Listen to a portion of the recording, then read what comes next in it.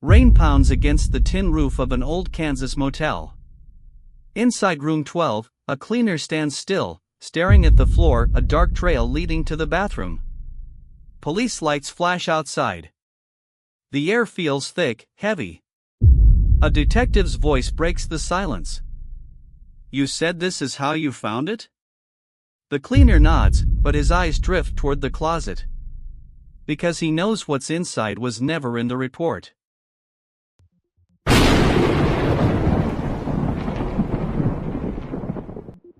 A gray morning swallows the motel. Rain has stopped, but the air still smells of metal and damp asphalt. Yellow tape flutters between the poles. The cleaner sits on the curb, his van idling behind him, coffee cup in hand, staring at nothing. Detective Henderson approaches. "You were the first to enter room 12, right?" He nods. Door was half open. "I thought the guests had checked out. Then I saw the floor." Inside, forensic teams photographed the carpet, bagged the bedding. No one speaks. No one has to. Henderson glances at the cleaner's hands. A stain under his fingernail. Not blood. Detergent. He looks toward the row of rooms. Every door looks the same. Except one. Because what they found in the washing machine changed everything. The laundry room hums with the sound of an ancient washer. Steam fills the air, the smell of bleach sharp. Henderson lifts the lid. A wave of heat hits him. Inside, cloudy water, a torn piece of fabric swirling slowly. He stops the drum, reaches in with tweezers, and pulls it out. A red smear stains the cloth. "Someone tried to wash this," he says quietly. The cleaner watches from the doorway. "People leave all kinds of messes. I just clean." The detective looks around. Empty bottles of bleach. A missing room key. "How long have you worked here?" Henderson asks. 2, maybe 3 months, he mutters. On the wall behind him, keys hang neatly, all except number 12.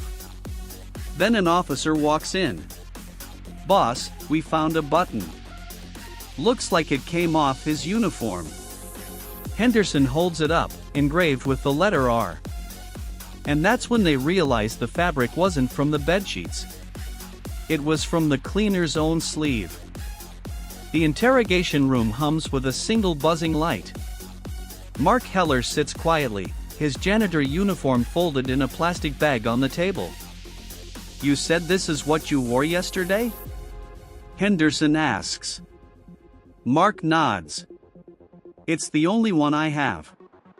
The detective slides a photograph toward him, the same piece of stained fabric. "You recognize this?" Mark stares. "Maybe from a towel?" "No," Henderson says. "It's from your sleeve." Silence. The air conditioner rattles in the corner. "Why did you start cleaning before we arrived?" Henderson asks. Mark's eyes drift toward the wall. "Didn't want to leave it like that." "Like what?" "Like something happened." Some people clean to remove dirt, Henderson thinks. Others to erase what's left behind.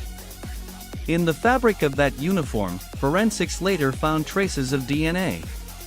DNA from someone who never checked out of room 12. Cold light fills the county lab. Technicians move carefully under sterile lamps. On a screen, a DNA sequence blinks to life.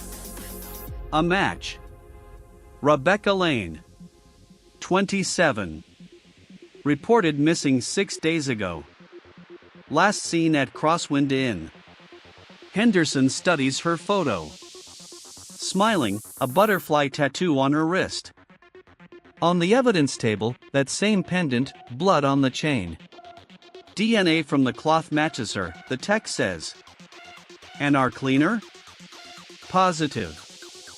His fibers are all over her clothes. Henderson exhales slowly. He says he's never seen her. In the lab's stillness, the hum of machines fills the space. Rebecca Lane.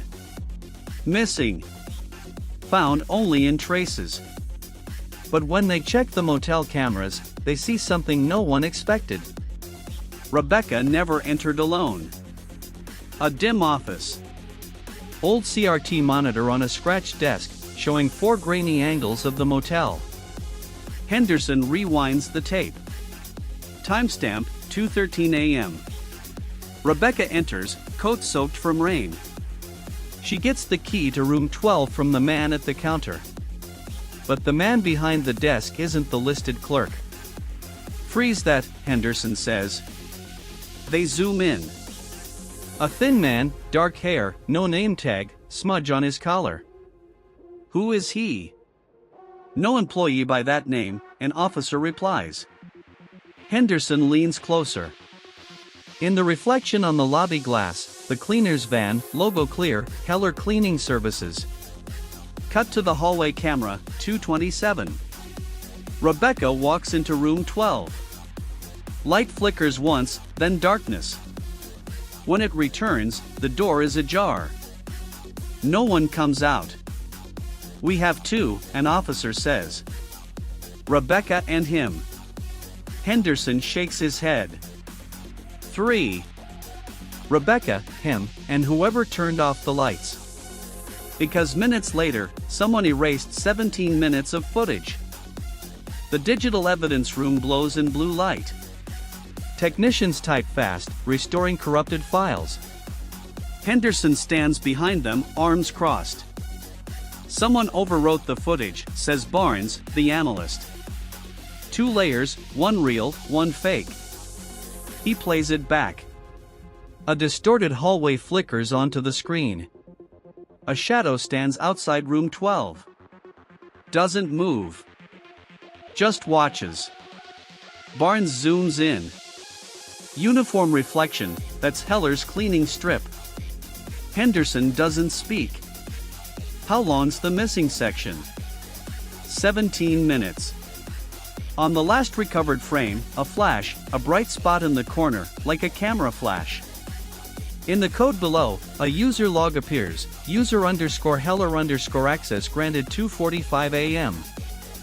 Henderson stares at the screen. He knows what it means. It's not about who did it anymore. It's about why he came back. Because in the static that follows, another shadow appears behind them. A third figure. Someone else was watching. Henderson watches from his car outside the motel. Rain falls softly on the windshield, neon sign flickering through droplets. He sees Mark standing outside, smoking, calm. On the seat beside him, a printout of the recovered frame, 3 silhouettes in the hallway. Who's the third? His partner asks. No record. No guest, Henderson says. They interview the manager. Only 4 employees. 3 have alibis. The 4th, Heller. She hands over a key list. Number 12 missing. Number 14 found behind the counter. He said he kept spares.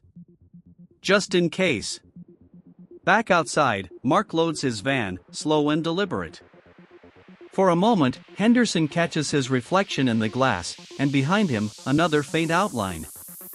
By the time he turns, no one's there. If there's a third person, he mutters, they know the truth.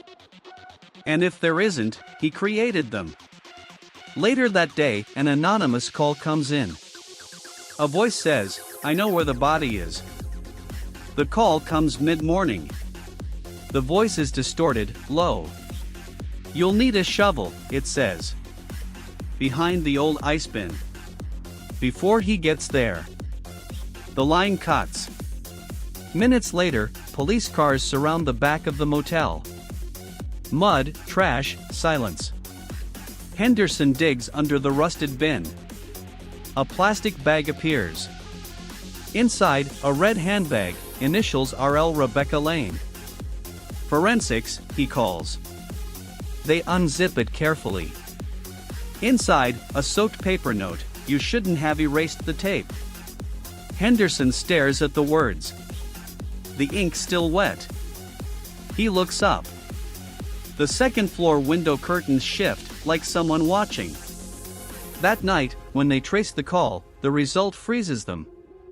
It came from inside the motel. From the locked front desk. The reception is sealed off. Dust everywhere. The old desk phone still has a tone. Henderson and the technician examine it. The line log shows one outgoing call, timestamped to the exact minute of the tip. Could someone dial it remotely?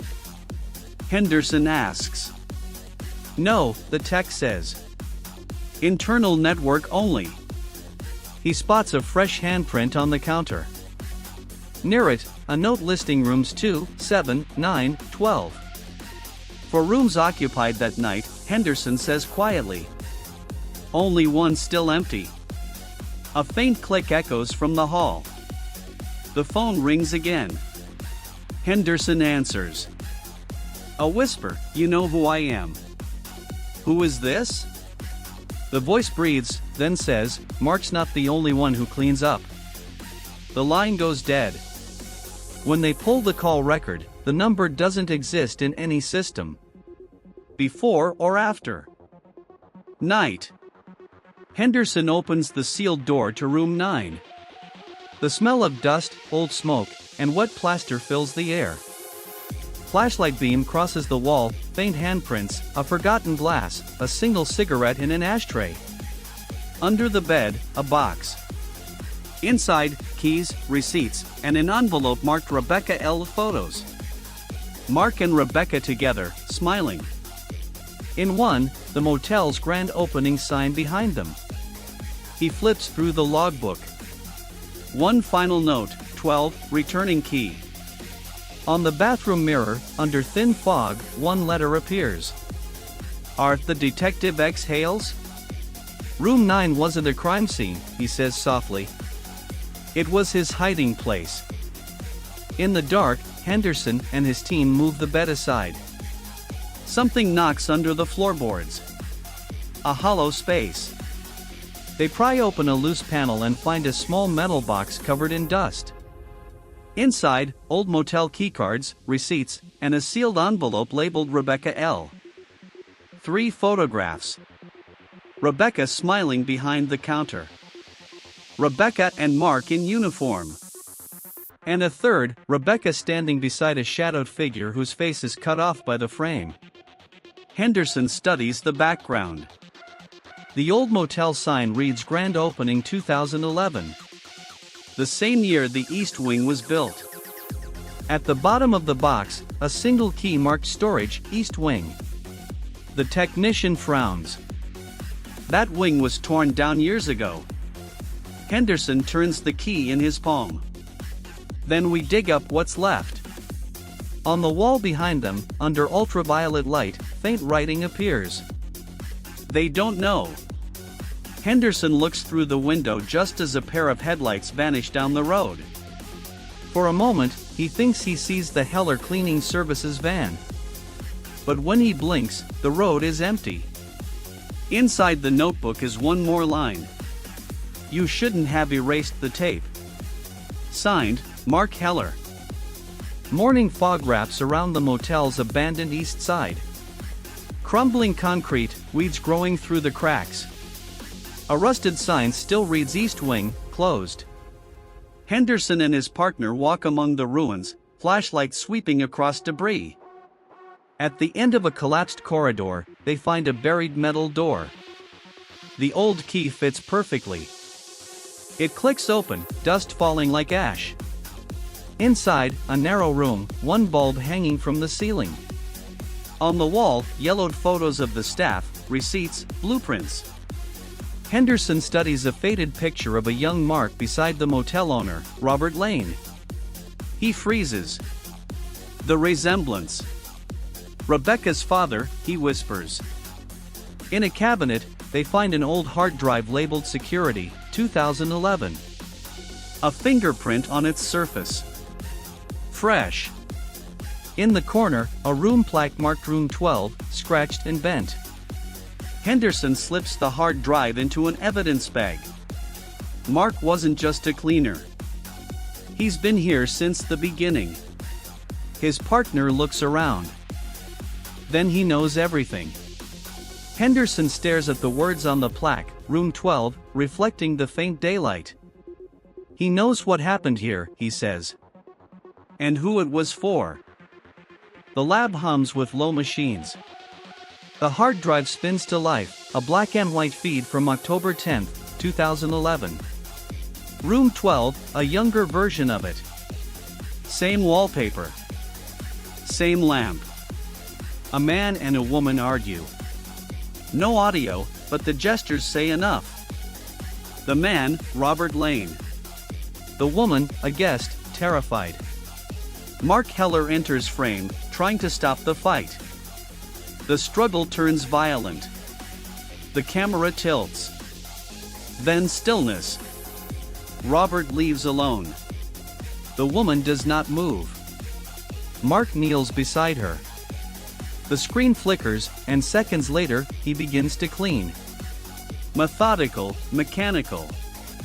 Then he lifts the body and disappears. Henderson's jaw tightens. The next frame shows Mark sitting in the same corner, staring into the lens, mouthing words that the software reconstructs, "Nobody will know." The screen freezes on his face. Henderson whispers, "Rebecca never knew what her father did." The text scrolls to the file data. Created 2011.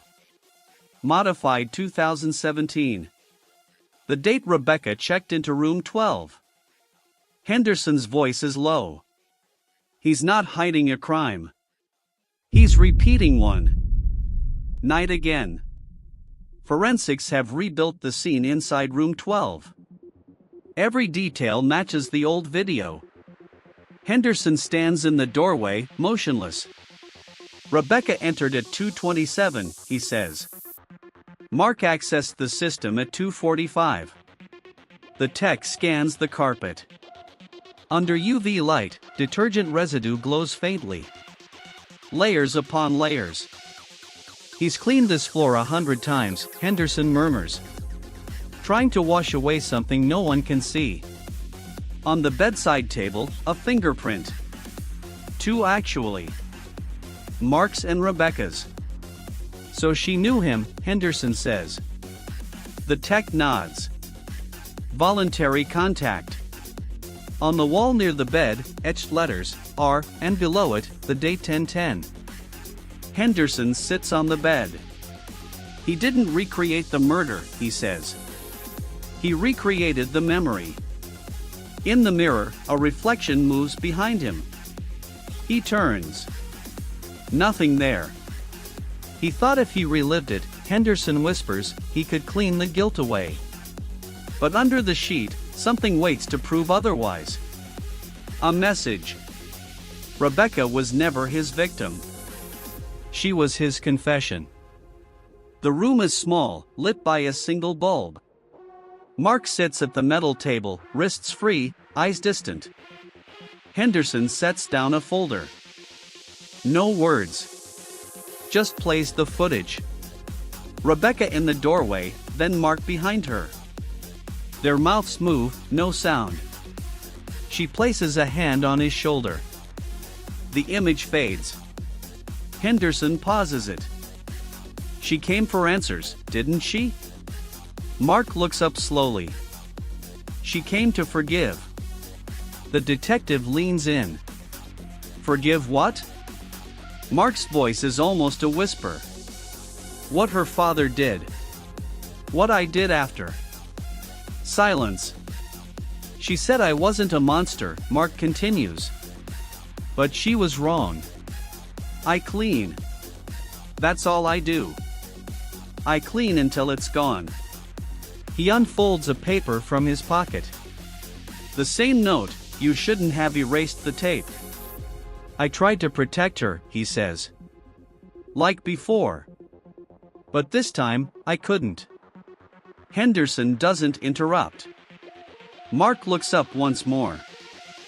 You know what's hardest to wash off, detective? What? The look of someone who trusted you. When the camera stops recording, he asks for one thing: his mop and bucket. The motel is empty. Rain outside. Mark walks the hallway slowly, mop bucket rolling behind him. Henderson follows at a distance, silent. Mark stops at room 12. Touches the doorknob. Opens it. Inside, dim light. He begins to mop the floor, careful strokes, each one slower than the last. The sound of water. The rhythm of penance. Henderson watches, saying nothing. Why do you keep doing this? He asks finally. Mark's voice is soft. Because every room remembers. And if you don't clean it, it remembers you. He finishes, looks through the window. Outside, rain washes down the glass. For a brief moment, a woman's reflection appears beside him. Then it's gone. Mark leaves the mop by the wall and walks away. Henderson steps inside, staring at the empty bucket. You can't wash away a crime, he says under his breath. But maybe you can wash away the man. The light flickers once, and the door to room 12 swings gently open. Morning. The station is quiet. A guard checks the holding cells. One door open. Mark's cell. On the bed, folded uniform, boots. On the wall, a single wet handprint. No sign of struggle. No sound. Cameras offline for 3 minutes. Henderson arrives, looks inside. He just walked out? Door wasn't forced, the guard says. Henderson turns to the monitor room. Every screen dark, except one, crosswind in, main gate. Access code, Heller_M. That code's been disabled for weeks, the tech says. Henderson doesn't reply. He's already in the car. 20 minutes later, he's at the motel. Morning fog again. Room 12's door is ajar. Inside, mop bucket, still wet. On the bed, an envelope marked for Rebecca. Inside, a photograph. The full version. Robert Lane, Rebecca, and Mark. Smiling. Henderson studies it. He wasn't hiding a murder, he whispers. He was trying to go back. The key to room 12 lies next to the photo. Damp. Fresh fingerprints not his. Night falls again. The motel sealed, yet room 12's window slightly open. Henderson walks the hall with gloves, scanning. UV light reveals fresh prints on the doorknob. Female. He moves to the mirror. In the condensation, 2 letters, RL. Still wet. The window curtains sway. Outside, parked under the lamp, the Heller Cleaning Services van. Engine cold. On the passenger seat, a notebook soaked with rain. One legible line, cleaning complete. 10:10. Henderson stands in silence. A single raindrop hits the floor, spreading into a circle that reflects the ceiling lamp. For a second, it forms the shape of an R somewhere, a camera clicks on by itself. At 2:27, it records the door of room 12 slowly opening. A silhouette steps inside. The evidence room is dark except for the glow of a single monitor. Henderson sits alone, replaying the recovered footage. Timestamp, 2:27. The figure from the hallway enters room 12. Frame by frame, the light catches her face. Rebecca Lane. Or someone who looks exactly like her. But Rebecca is gone. Dead for nearly a week. Henderson leans closer. The woman looks into the camera before vanishing into the room. The door never opens again. The recording ends with a log entry, user_Heller_access logout 2:45 a.m. Henderson shuts off the screen, his reflection blending with hers in the glass. Maybe he finally let her go, he murmurs. But when officers enter room 12 that morning, they find only a wet rag on the bed, and a note signed simply, Rebecca. Sunrise. The motel stands empty. Yellow tape hangs loose across the lot. The world quiet. In front of room 12, a bucket half full of water. On its surface, dust forming the letter R. Henderson walks slowly to the door. Pushes it open. Inside, everything spotless. On the nightstand, a note, some things you can't wash away. He sits on the bed, looks toward the window. In the reflection, Mark stands behind him. Then fades. Henderson closes his notebook, whispers, "It's done." The camera drifts through the empty hall, passing doors marked cleaned. The faint sound of a mop bucket rolling echoes somewhere distant, but no one is there. Outside, the motel sign flickers once. Crosswind in vacancy. The lights fade. Silence. Inspired by true events.